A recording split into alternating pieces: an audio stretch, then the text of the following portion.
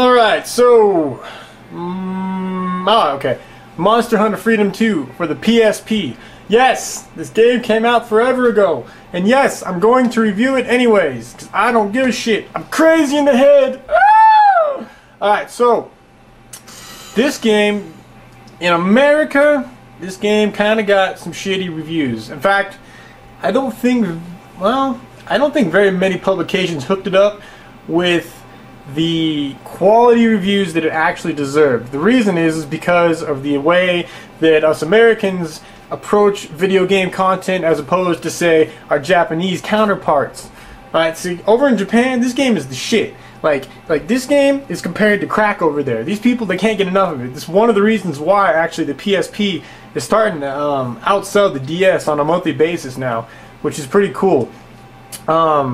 I'll go into talking about the cultural differences here in a little bit, but check this out. So I'll fire the game up while I talk shit, so you guys have something else to stare at besides a retarded ass loading screen, which you're staring at now. Okay, so Monster Hunter Freedom 2. Yeah, I know that name's retarded as hell, but whatever. You can almost think of this as a portable solo MMO. Now, I know that sounds retarded and shit, but it's like the best description you can think of. So when you fire up the game, the first thing you do is you choose a character that you've created. So here you see my hot, sexy bitch that I've been playing around with for a little while. My time on this bitch has been 21 hours. This game will eat your day up in like nothing flat, dude. This is actually my second time going through this game with a different character on a different memory card. So we'll fire this up and I'll show you guys how this works. Suppose this for you. Alright, so what we'll do is it'll load you into this world. And here, actually, this loading screen is a map of the entire world. It's a nice little artistic blah blah blah, whatever the fuck. Alright, so jumping into this game, like I said, is like an MMO. There's no storyline per se going on here besides the fact that you've been sent to this village to basically just kill monsters. That's about as deep as the storyline goes here.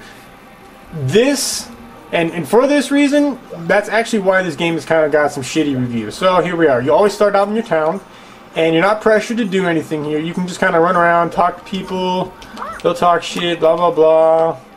Blah blah blah. You got walking cats who are important. I'll explain about them in a second. And then you got people that sell shit. You got a little pig that runs around. Alright, so anyway.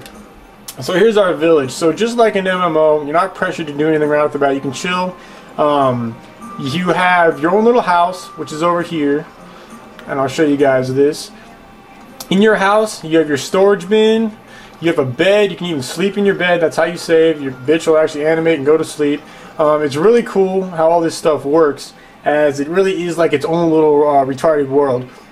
This next section I'm going to is my kitchen. Wow, it's a low time.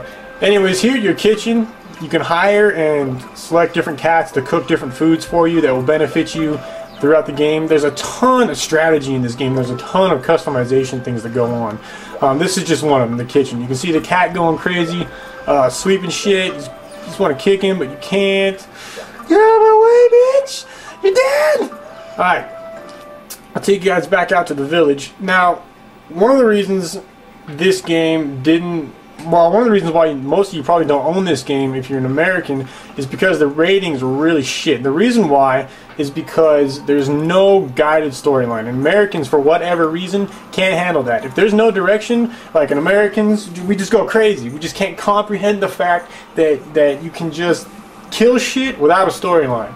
So that turned off a lot of people, and I think a lot of reviewers didn't understand the point of this game. Now, I mentioned earlier that this game is a lot like an MMO, and the reason for that is, well, twofold. One is that it's basically, as much as I don't want to say this to make it sound bad, it's the truth. It's kind of like a grind in a way, but it's like a fun grind. I mean, for example, a lot of you people out there play World of Warcraft. That game is a piece of shit. You don't know what you may not realize it, but all you're doing in that piece of shit game is grinding. Day in and day out, you're grinding. Whether it be some retarded quest to go kill 10 assholes, or some retarded quest to go gather 10 herbs, you're still grinding. And that's what this game is. But at the same time, that grinding appeals to a lot of gamers. There's a reason why World of Warcraft is still in business, even though it's a piece of shit game. So Monster Hunter Freedom kind of takes after that gameplay and plays on that mindset. Now, in Japan, for whatever reason, that mindset reigns supreme. All of their MMOs are 100% like just grind-based, insane asylum areas that you play in. I don't understand how they do that shit. Alright, so this game, where am I? I know what I'm talking about. So we got stores here. Okay, so in the town, you got your home, and then also on your adventures, just like an MMO, you get to farm, or you get to gather herbs and gather ore and all that crazy shit. And then to go utilize some of this stuff, you go to your Poke Farm.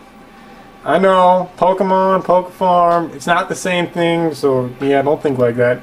Here at your farm, you can actually raise crops, you can mine, you can gather bugs, you can store shit, you can go into your cave over here to get other things. You can even send off this little dude to go on expeditions for you to get treasure. It's really cool. This is just the side shit. I haven't even shown you guys fighting a monster yet. There's just tons of crap to do, and this is why you'll spend a lot of time just running around this game. Just kind of just having fun messing around with shit. Now, the point of the game ultimately is to go kill monsters. And the reason why you do this is twofold. One, because you have to protect the village. Two, you have to go and kill monsters to upgrade your equipment. Now, the way you upgrade your equipment is every time you kill a monster, you get to skin it and basically harvest it.